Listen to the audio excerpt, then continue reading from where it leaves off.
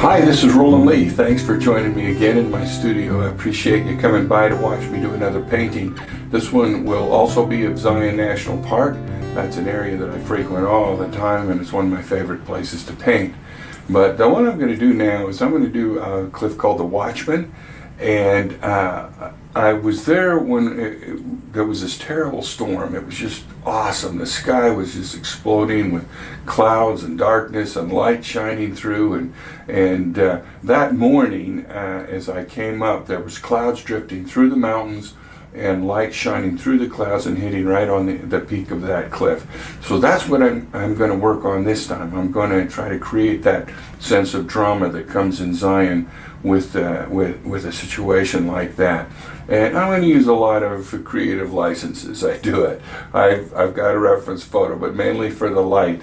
And I'm going to add a little more drama to it, as I always do. So stick with me while I do this painting today. We'll have a lot of fun.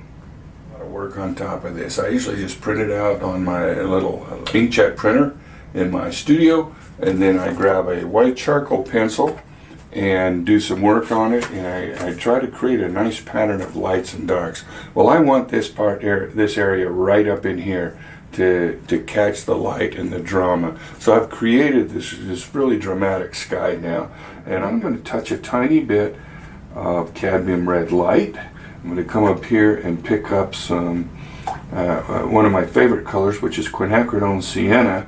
And so I'm going to do that by combining a little bit of yellow ochre right in this area and touch a little bit of red into it in different places to create some drama. The sky now has dried down quite a little bit, so I can touch this right up against this edge and not have too much problem.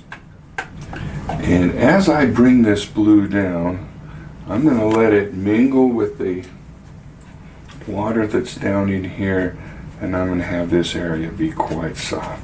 But first I'm going to pick up some more reds and let that mingle. This whole side down here is going to be dark, so I can, it'll be actually very, very dark, so I've got to pay attention to it. Just a little indication. Now I'll soften these outside edges right here. Let them just blend gently away from this. Always right where the form turns from light to shadow. It's just a little bit darker right along this edge. You can see me trying to pick that up right now.